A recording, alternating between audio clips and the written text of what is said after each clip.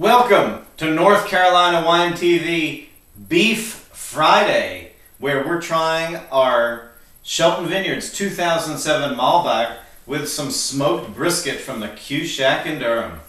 Dude, there's some cows pissed at you right now. Cows? Yeah, you said Beef Friday, man.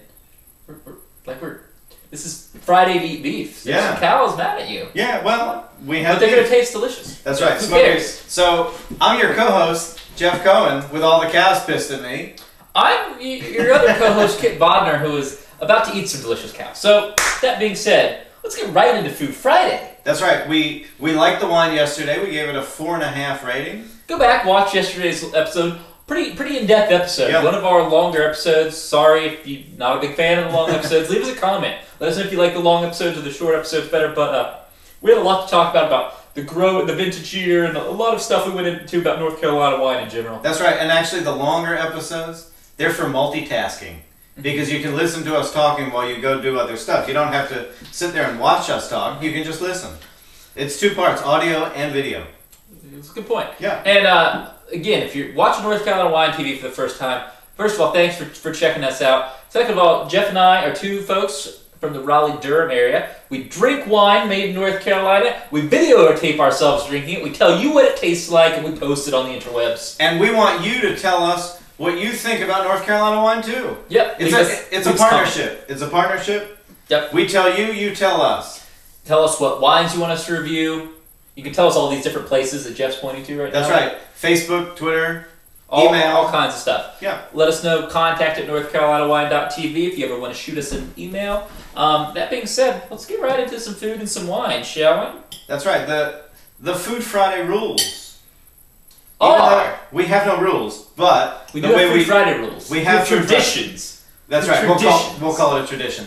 Because it is the holiday season. It's all about traditions. So the Food Friday tradition is we try the wine, and then we take a bite of food, and then we try the wine again and see if the wine has changed. Or as we like to say, wine, hold up the wine. Wine. Wine, food, wine.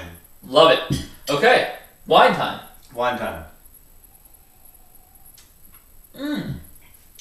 There is some vanilla happening in that wine now that it is opened up. Mm-hmm. I mean, yeah, some damn pure, straight up vanilla. Some really nice vanilla coming through there. Whoa. Gosh, love it when wine opens up. Get excited when wine is constantly changing. It keeps changing from yesterday to today. It does. We are rocking it. We got, I'm putting a little sauce on mine. A little smoky BBQ sauce. All right.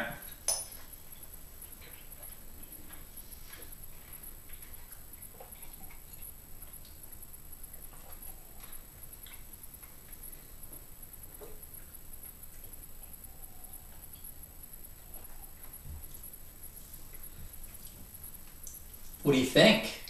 What do you think? I'm not sure about the sauce in the wine. So you're going meat only with the wine? Now? Yeah, trying meat only with the wine.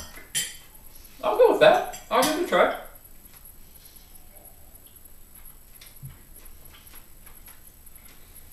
This is where you watch us eat. And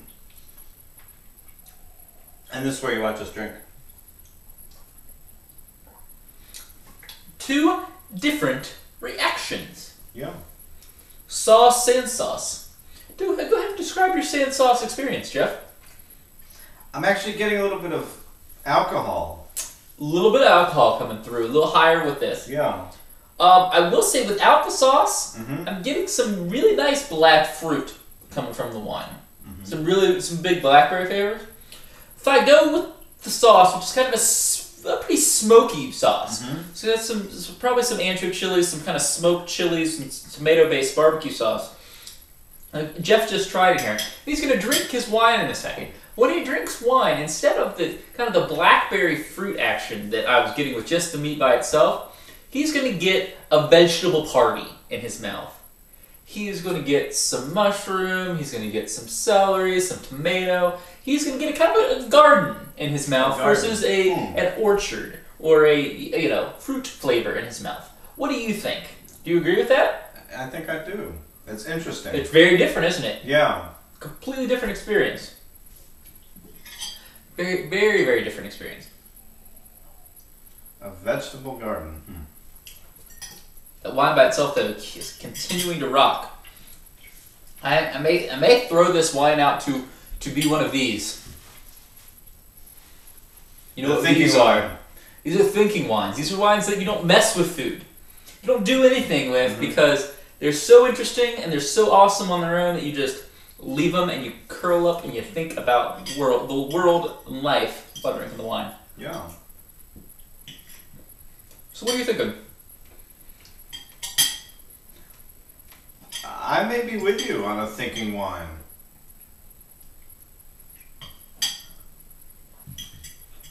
Totally goes vegetable with the sauce. You get the big vegetable flavors coming through. This is very strange because the pairing works. The pairing works. The food and wine go well, changes the flavors of both. That being said, so I mean, we traditionally do thumbs up, thumbs down. So thumbs up, the pairing works. Right, the pairing works. Go thumbs up. That being said, the wine, I don't need this. That's right. I need this. I agree. That's where I'm coming down on this today. Yes, the wine is better alone. Correct, and I feel if you continue to watch the show, you go back and watch the show. This is how I come down on a lot of red wines. When red wines approach a certain what I would call interesting factor, meaning they change flavor, they've got a lot of layer of flavor, they've got a decent bit of body and characteristics, some pizzazz, some personality. Once you get there, I kind of, the food is almost a distraction to me. I want to just sit and drink a bottle of interesting wine, as I like to call it. I'll sit with you. And not have any food. Drink some wine, relax, read, think, talk with friends and family. And that's what I'm putting this wine into. I think this is a solid 4.5, like we rated it yesterday. Really interesting. The vanilla coming through as it opening it up really reinforces that. And even though it works with the food, and again, I think this would rock well with barbecue, steak, it definitely would do a very good service to that. I would ask you to forgo the food, turn this into a thinking man's wine. That is my kind of review of the Shelton Vineyards Malbec. What do you think? I think it's better without the food. I agree. It's a fine pairing, but I was struggling to say, well, is it better? Is it different? And I agree. It works on its own, but it certainly is. But it is jammy. It is earthy. It has got vanilla and rich chocolate components. It's got so much delicious factor on its own that I don't need to add to the delicious factor.